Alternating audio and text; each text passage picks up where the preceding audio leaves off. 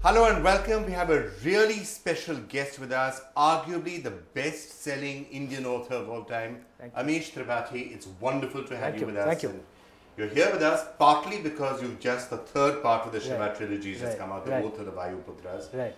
And also you just signed a deal which is almost certainly the biggest ever advance for an Indian author ever. So great to have you with us here on NDTV. Thank you. Pleasure being here. The Shiva trilogy, let me just start with that first. You've sold what now? Something like 40 crores worth of books. Is that's almost certainly an Indian record. That's the figure I've been told by Westland. Yes.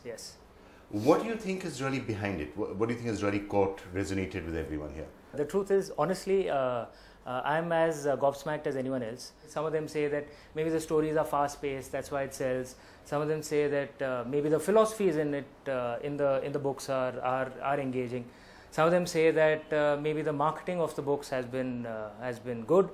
If you want my honest opinion, I think it's the blessings of Lord Shiva. I think that's why it's sold so much. that's one way of looking at it. So let me also just put forward some theories and let me see if you agree with them or not. Okay. I think there is a lot of interest in mythology and in roots and in traditions. Perhaps it's not always been very accessible here in India. Amar Chitra Katha always did well. People loved it. They make their kids read Amar Chitra Katha to try and connect with the roots. Right. You've in a sense brought some of those roots and made them a bit more accessible. Do you think that could be part of it? I would say that our myths, our philosophies, it's a part of our DNA.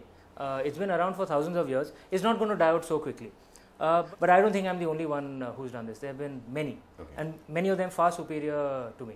The basic sum and substance of what you seem to be saying is that the myths, the legends of Lord Shiva or anyone else is based on a real person who may have existed in the past and that somehow got You're right. The Shiva trilogy is based on that premise. What if we believe that Shiva was a real historical man who lived 4,000 years ago, and his adventure, his karma was so grand that people started thinking of him as a god. So we believe this premise. What's the adventure of a man called Shiva who came down to what we call the Indus Valley civilization? The locals at that time called it Meluha. And the wars that he fought, his adventure, his love story with a Meluan princess called Sati, that's what the books are about. But through these stories, I am trying to convey my understanding of Lord Shiva's philosophies. Some of what you say though in the books, and notably, I don't want to be a spoiler and give away the ending of this, but thank you. Some of the technology that you talk about, for example, out here is very advanced technology which you seem to say may well have existed thousands of years ago as well. Devi Astras, for example. You know, the thing is this, that these are interpretations. For example, there are descriptions of the Brahmastra in the Mahabharata, which is eerily similar to that of a nuclear bomb. I am not saying that this did actually happen. My books are clearly fictional.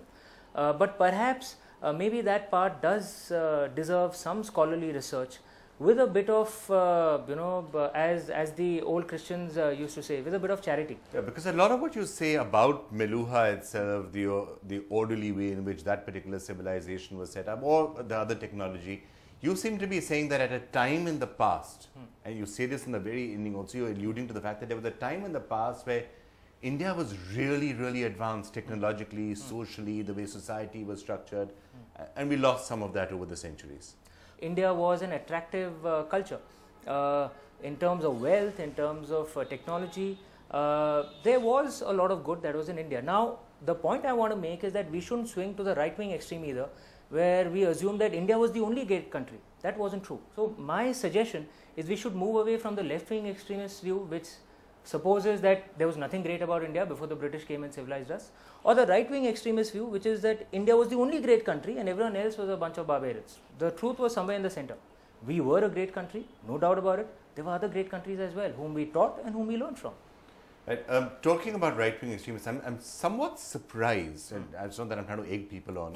Have you had anybody coming up to you and saying, how dare you refer to Lord Shiva as a flesh and blood man with a lot of his eccentricities, some of the language that you have him using, especially in Immortals of Meluha. Right. Does anybody come up to you and saying, how dare you refer to Lord Shiva in that manner? I get emails from some of them saying that my grandchild has become interested in religion thanks to your book, and we are delighted with this.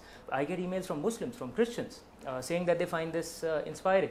My point is that I'm not surprised by this at all, because at our core, India is a deeply religious and a deeply liberal country. Because if we weren't, then we would have been in as much chaos as Pakistan.